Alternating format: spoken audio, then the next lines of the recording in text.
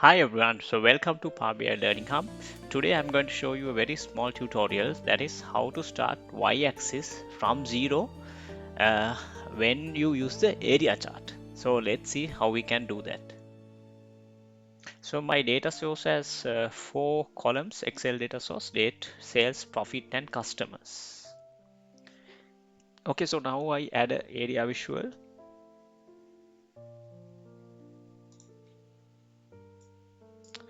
Right, and then I set some columns to that. So maybe x-axis I use months, and the y-axis I use sales.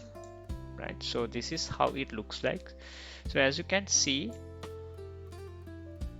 this is not starting from zero.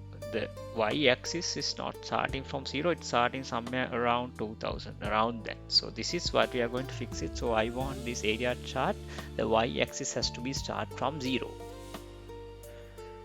So there's a small hack is needed. So just press the visual, go to format and go to y-axis, and then you can set the minimum as 0. Right, so very small hack. So once you set it, so as you can see, the y-axis starting from 0 and it reflects the area graph well as starting from 0. So this is how you do that, and thanks for watching, and keep in touch for more videos around Power BI.